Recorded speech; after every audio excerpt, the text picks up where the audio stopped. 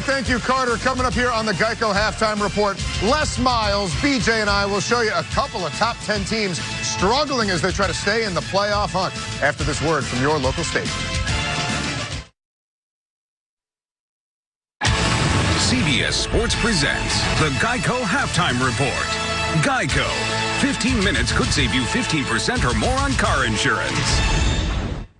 Hello, everyone, and welcome to the Geico Halftime Report. I'm Adam Zucker, along with Mr. Les Miles and Brian Jones as well. The score in Athens, Georgia on top, 14-7 on South Carolina. Coach, the #1 team in the country showed some extra confidence to start this game. Yeah, they walk right up and they decide that I'm going to tell my defense in advance, you get ready to play. I'm going to go for a change of possession. I'm going to go see if I can get one onside. And there it is, except South Carolina got it. Well, but you tell your defense, and back on the field he goes, and you held him to a field goal. Now, play action. All they expected from Fromm was handing the ball off. Now you play action and you make plays. In South Carolina, Jake Bentley here leading just a dynamite drive. It was a 10-play, 75-yard drive. Bentley was 5 of 8 on this drive for 70 of those yards. You see him hit tight end Hayden Hurst here, and it did. Brian Edwards with a phenomenal catch. They had to review that one. It looked good from here, Adam. I called it before they knew it was good. They're in Athens between the hedges. I'll tell you what, when you pause these plays, it looks like they have the ball forever before they go out of bounds. Yeah, so, I like trying to make a decision when you got it stuck, right? You make the call. That's why it's difficult. 2 touchdowns by replay. All right, let's check out what else is going on around the country right now, including Bedlam. We got a 4-way tie atop the Big 12, including these 2 rivals right here. Mason Rudolph, some nice touch here, BJ. Oh, Marcel Edmond climbing a ladder, putting Oakland State on top. But here comes my Heisman favorite. Oh, he just pitches it here to Jeff Benet. They consider that a pass or no? Just a pitch. You make the call.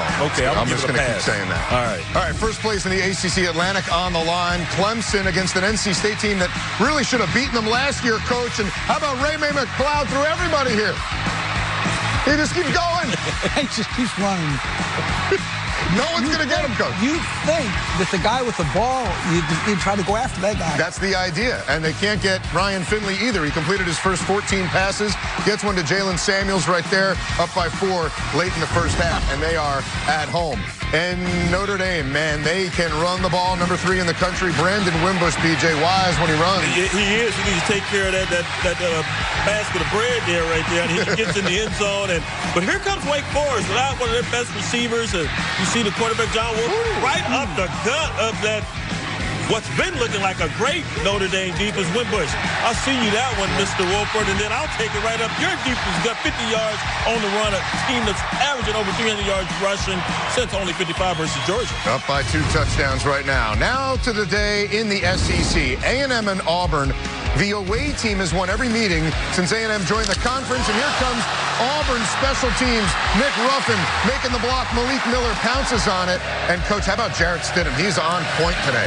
Hey, he throws the ball deep, a guy that really gives you balance. I mean, when he steps back in there, you better back up. Kerryon Johnson at 145 yards, and this touchdown as well as A&M slips to 5-4. Auburn gets the win on the road. They've got the Dogs next week. Those other Dogs, though, it got a little interesting in a visit from UMass. Nick Fitzgerald, no passing touchdowns, but gets this one on the ground to unlock the tie, BJ, and then it got nasty. It did get nasty. You see a little hit here. Ross Thomas is drilled by Jonathan Abram. Abram is ejected for targeting in this ball game, and Comas again hit helmet to helmet by Leo Lewis, knocked out of the game. Lewis is not penalized for targeting. And then Mark Whipple, Mr. Whipple said, "Hey, Mr. Mullins, tell your boys to quit targeting my players."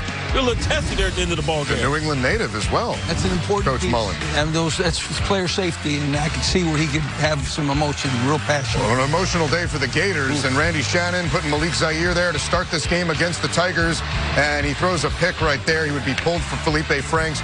Drew Lock throwing a dart, Coach, and it got worse for Florida today. Yeah. 45-16 the final as it's rough for the Gators. Been a rough one for the Doors. They win outside of conference. Arkansas is tied with Coastal Carolina right now.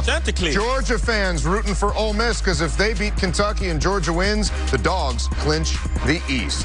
We'll get you caught up on other top 25 action as the Geico Halftime Report continues. The Home Depot SEC on CBS is sponsored by AT&T,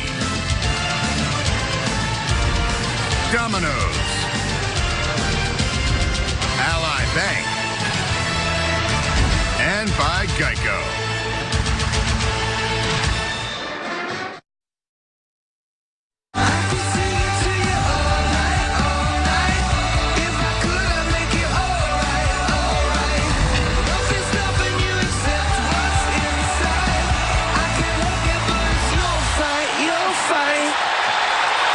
All right, welcome back to the Geico Halftime Report. A lot of teams around the country sweating it out, including those really in that playoff hunt, BJ. Iowa always tough at home against the nation's elite.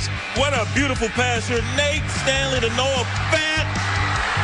24-17 Iowa at that point. How about this? J.T. Barrett, 2 interceptions, 1 for a pick, 6. And Nick Bosa, the best D lineman, ejected for targeting. How about that? So they go back and forth.